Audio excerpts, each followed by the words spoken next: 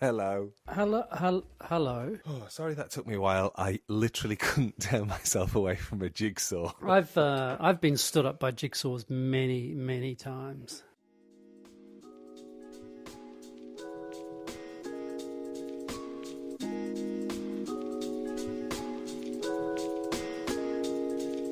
This is a podcast in which two friends talk about the pleasures, absurdities, and imperfections of being human. I'm Simon Ellis. And I'm Lee Miller. Welcome to Midlifing.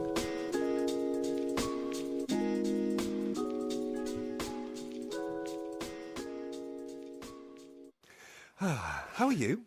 I'm good. Where are you? I'm at home.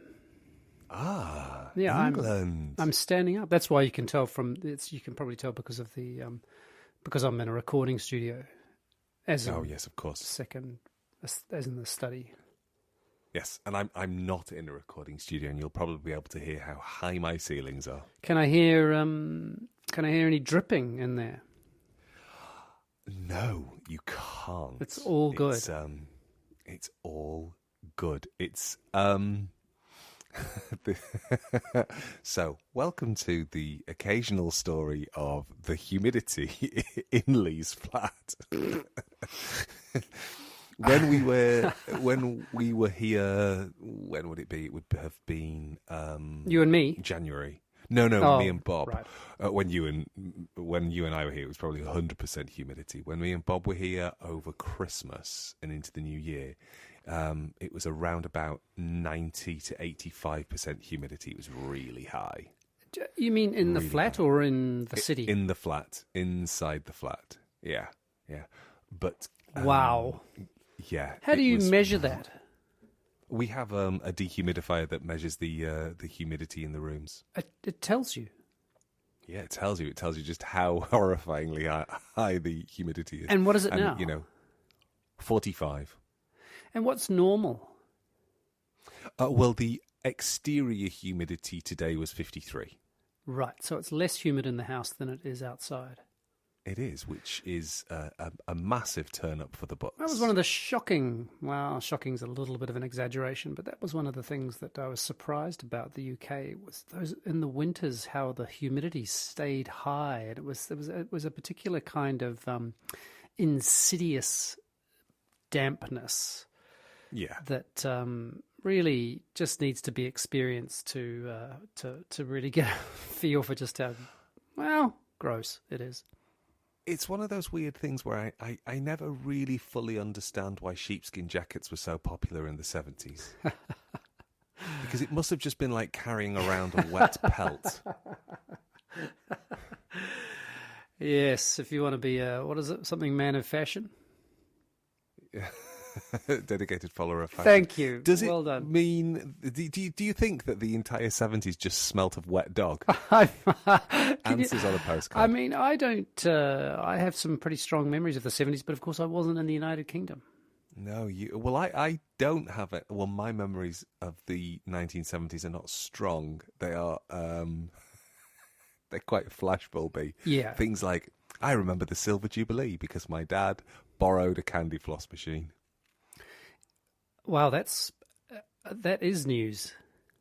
I mean, wow. Can you imagine? My dad was the coolest dad. Have I ever told you about the 1977 Silver Jubilee not street party? Well, no, you haven't, but it did involve candy floss. You were 4? I was 4. And you remember it? I remember it vividly. Do you know who won Wimbledon that year, the men's and women's? Nope, don't know, don't care. But I do know that my dad borrowed a candy floss machine off Uncle Jack Crossley. You know, did you do this when you were a kid? Call everybody uncle who wasn't your uncle? No, that's just you. It's just me. It's perhaps just a very northern thing. Avid listeners will recognise your tendency to use the word uncle as in Funkle, Shunkle. Exactly. Drunkle. Oh, that was yeah. I have been a drunkle. So I'm officially on holiday. I am on 2 weeks leave. Wow. So have you just, does that mean you've sort of slowed down to doing one funding bid per week?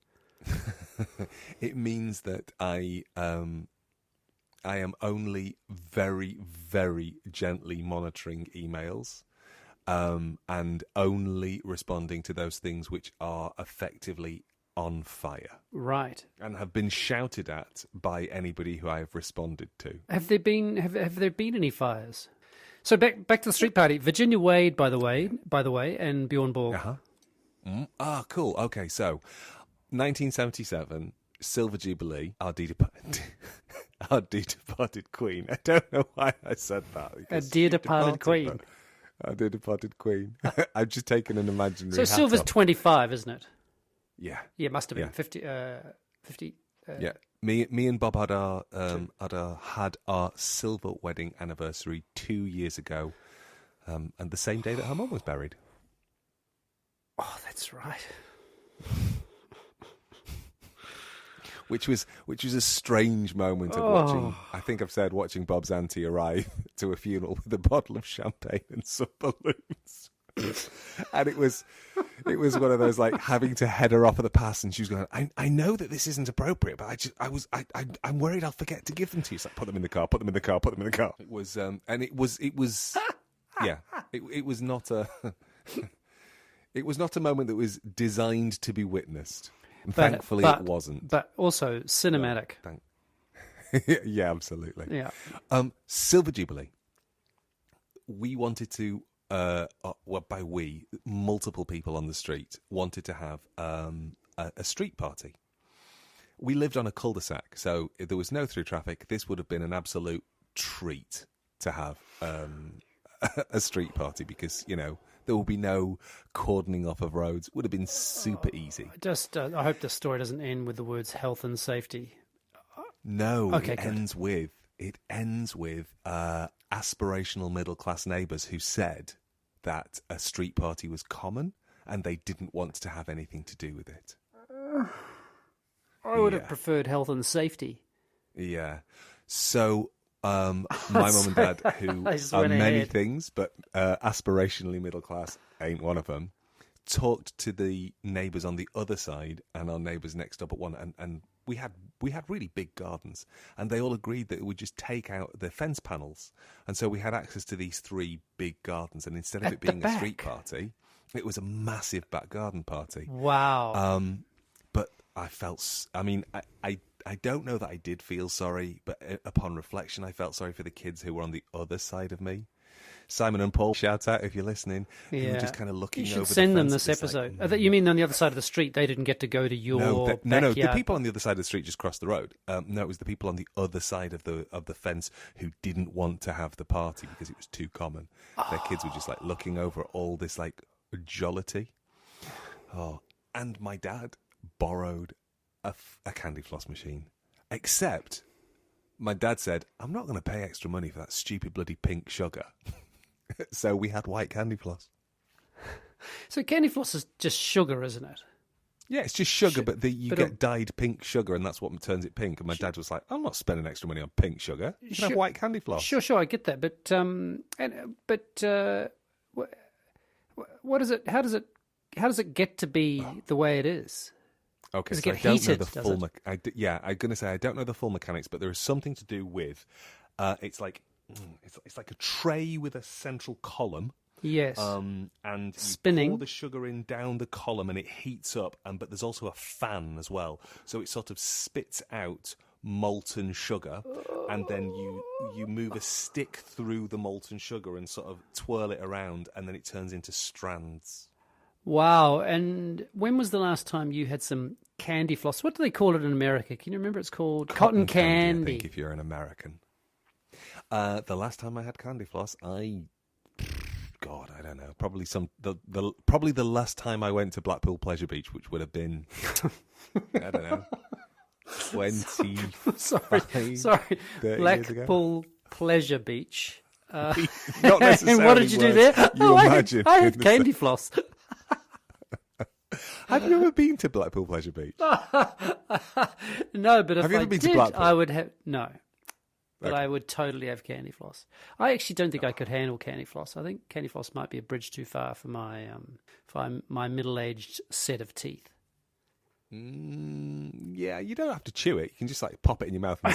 So. It just hardens, doesn't it? Oh, it's kind of, yeah. You pop it in your mouth and it just hardens. Yes. Oh God, Simon. I'm so sorry. I'm so sorry. I just can't help but think about show titles. I also just want to say that if you're popping it in your mouth in order to make it harden, you really should have been doing a bit of work before then. If that's your final line of defense. Yes. Yes, it's Welcome to Homoerotica by Lee and Simon. We've run the gamut. Candy floss, humidity, and... You're just actually, you're basically just shoving... No, you're... Stop it. You're hurling show titles at me. I'm having to dodge them right now. But we've got to have a show before we have a show title. Okay, so do you have a topic for us? Oh! Is it AI?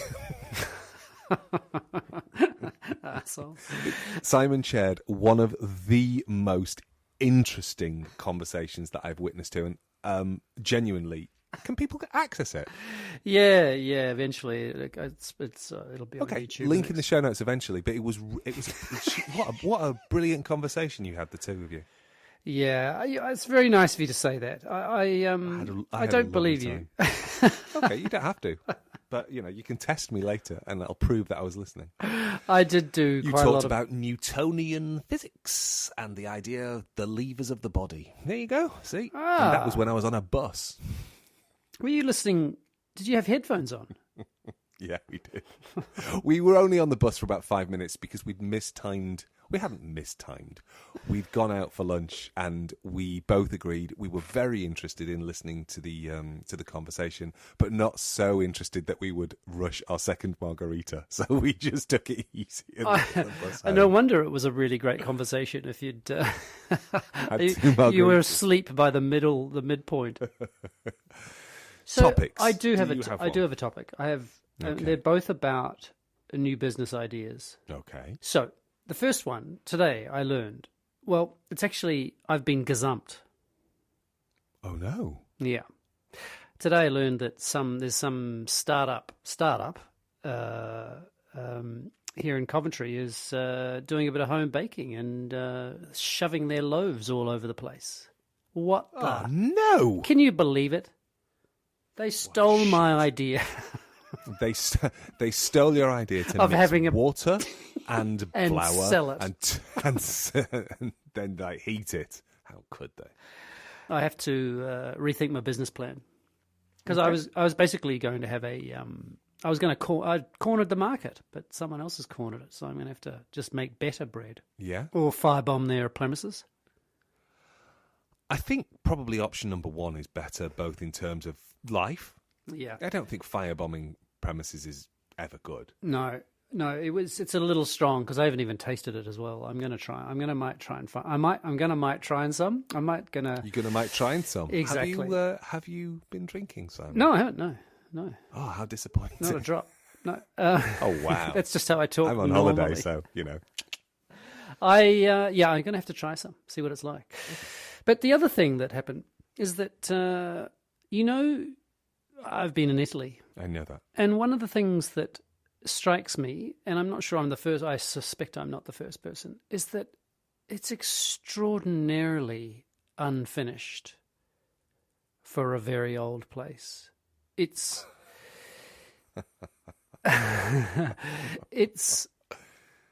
doesn't matter where you go. There are always things that aren't finished. And I realize that it's quite something in a way that and I don't know, and I suspect that there are a lot of things which just stop. And then so it's a really curious experience to be in a place, for example, in Syracuse, where there's a archaeological park. 5 BC, there's thousands of years people have been lugging rocks in and out of this place and making shapes with these. I mean, it's extraordinary. And yet, thousands of years later, there's still this incredible presence. I noticed 2 things throughout Italy that I think I need to start selling because they would be, you would just make a killing in that country. And one of them is those, maybe you know them, they're basically big strips of orange plastic with holes in them. Oh, yes, I know exactly what you mean. And in Italy, they seem to just put them around things. It doesn't matter, like, if you could, I think I could just put a chair in the middle of the road and put some of that plastic around it, and people would know that there's some construction going on there, and that construction might be going on, been going on for years and years, and nobody would worry about it. It's quite, and so I thought I might just give a shop that sells that. And the other thing is that red and white tape. And I think if I just sold those two things, that I don't know how to express it, but it's a little bit like you can put it around anything. It's like a ready-made. It's a ready half-made. So I could make it both. I could make both a killing and an art project out of it. Eat your heart out, Marcel Duchamp. I mean, of course I'm being silly, but there is something about, I don't think it's like that anywhere else I've been. Is it like that in Portugal? Yeah. Okay. So it's just about poverty, do you think, or poorness? So it's interesting. I was walking down what I lovingly refer to as the High Street, which is not called the High Street. It's called Rua Moraes. It's the main road that I live off. But it's like if I say to Bob, "Do you want to walk down the High Street?" She knows where I'm heading. Yeah. Yeah. And just around about, it was last year, so so this would be 2021 into 2022, not 22 into 23. There was a big hole in the pavement around about Christmas time, and nothing was being done about it. And clearly people were getting increasingly pissed off about falling into the hole, until eventually somebody stuffed an artificial Christmas tree in the middle of it with lights on, with battery-powered lights, so that people wouldn't fall down it. And it stayed there for about a day and a half, and then all of a sudden there was tape around it, and then work started to happen. Because I think the good people who run the freguesia, the area that we live in, were just like, oh shit, yeah, probably should do something about that massive. I was thinking about this idea of poverty. And I was actually thinking about it today, that I was driving past a flat. I was on a bus, and it's at the bottom of our road. Not quite the bottom of our road, but it's. I was on a bus into town, and I was not far away from here. And there's a flat next to a convent, and the convent is in quite a lot of disrepair, and it makes me really angry at the Roman Catholic Church, because there are still very, very elderly nuns living there, and they seem to be perfectly happy just leaving them to sort of gently rot in these terrible accommodations, whereas the Pope gets to live in palaces. Anyway, that's neither here nor there. It's not my business, really. And that was not the thing that struck me. So there's this block of flats. It's not a block of flats. It's an old offshoot of the convent. Has been turned into fancy flats. The cheapest is £800,000. The most expensive is £2 million. So wow, they're quite expensive. And directly across the road, there's the docks, and underneath the bridge. Outside of the docks, there was about 12 tents of rough sleepers, and I was just caught by the starkness, the stark difference, and how shit we are as a people, as a humanity, to be able to think that it's okay for somebody to live in a £2 million flat. What's that noise? Oh, it's nothing. It's because I've not got my noise cancelling on. Ah. And I realised that I had the ambient sound on my headphones working, and so everything's really loud. I was thinking, why is Bob making so much noise? Then when I took my headphones out, she isn't. It's just everything sounds like it's like having bionic ears. Anyway, so I was reflecting on why are we so shit at taking care of one another. Why And then I was also then thinking about, when I talk to Simon today, maybe I'll say, mate, you're right about inherited wealth. That's shit, isn't it? And then realising that, it'll still just end up not going to the right people. There'll still be people living underneath bridges because we're just awful. And that also made me start to think about the notion of poverty. And I think your eyes become inured to the poverty that you encounter on a daily basis so that you just don't see it. And so I think there is a sense that when you are sort of relocated, you see poverty and you go, oh, this is worse here. And actually it's not that it's worse, it's just that it's articulated in a different way. So I noticed it a lot when I was travelling from the southwest to the northwest, and even in the UK. You know, it's not that there's no poverty in the southwest. It's just it looks different than it does in the northwest. So you'd effectively adapted or got used to it. So so you did that thing which we do, which is to invisibilize that which we don't really want to be looking at. Absolutely. Do you think that? Because do you think there's something about? I mean, it's a little bit. It seems to me it's a little bit like our experience of time during the pandemic, which is that because nothing was changing, time seemed to go. When you look back on it, it seemed as if it just like nothing happened in that time. Yeah. Like it's like there's the period before, and then there's the pandemic time, and then after. And that it was something about the relative lack of novelty in our days, and so that you in order to kind of keep seeing things, we need novelty. I think there is something to that, and I think also what we're talking about here is a particular type of privilege.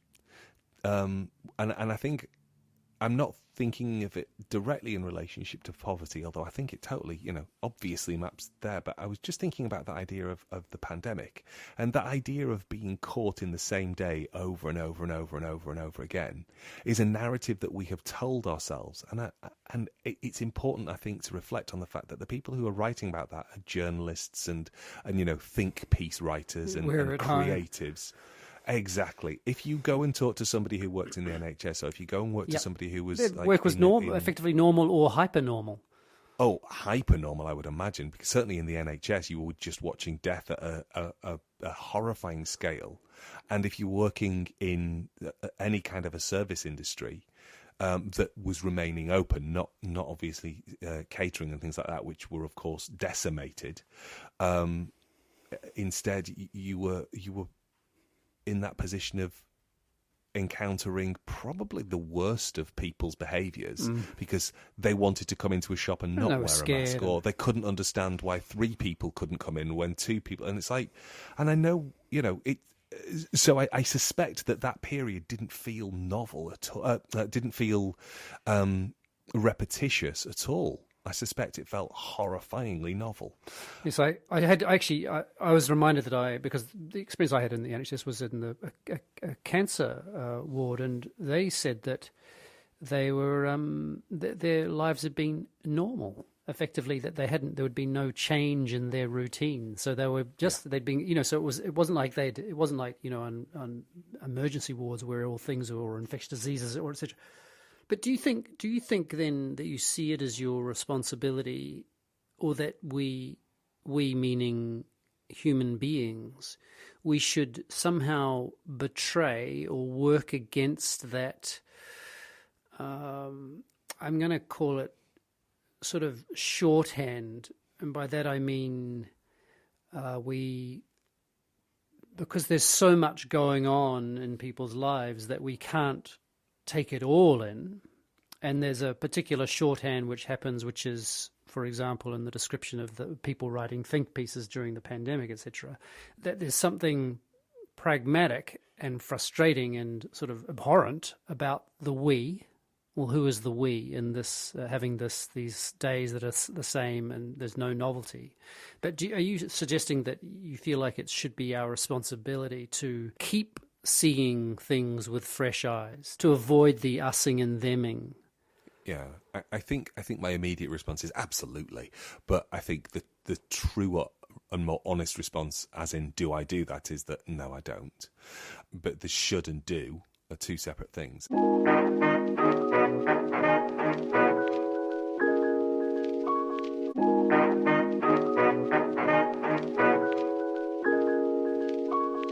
midlifing has become almost one long, sustained shrug. Welcome to next week's Shrug. Yes, it's the podcast with a gesture that you can't see. And it is, it is frustrating because, but I think in this instance, it feels sort of important for two relatively successful men who have been lucky to acknowledge that the world is complicated and shit, and we're not just sitting in a place of patriarchal satisfaction and going, yeah, but it's all right for us, so we don't really need to worry about it. Can we fix it? No. Can we carry on having a conversation about it? Yes, I think we can. And should we do more work? Yeah, probably. But yeah. I watched a film last night called The Swimmers, and it's a Netflix film, and it's about two Syrian women who get out of Damascus and cross the sea on a tiny little raft with a massive group of people, and they happen to be swimmers. One of them in particular the younger one was a stronger swimmer. They were both strong swimmers, and they at one point in the voyage, in this trip to Lesbos, they got out and started towing the boat. They were swimming in I guess it's the Mediterranean, or maybe it's the Adriatic. I'm never quite sure about that part of the world. And one of them, they eventually make it. And I spent a lot of the film in tears. It's a sort of a heart wrench. It's a, what do you call it? It's a film designed to. It's a tearjerker. A tearjerker. It was something about violins was in my mind, but yeah, it's designed to do that in terms of the way in which it's pushing your emotions. But I spent most of the film thinking about just this thing we're talking about, which is our capacity to look away, to not see. And who the hours there, I'm just going to say my capacity to look away. And it was really incredibly extraordinary story. And of course it is a true story in the sense that the younger of the two, they made it to Germany, and she ended up going to the Rio Olympics and swimming for the refugees that they made. Remember, in that time they made a sort of Olympic team for, and she also swam in Tokyo, which must have been during the pandemic. But there's something about, I read recently, and I'm just not going to quite get it right, but it's that it's effectively anyone that puts their children into that water knows deep down how unsafe the land is that they're on. It's so striking, and I guess I'm saying this because it's something about the attitude to the unseen in any culture or any society is so revealing.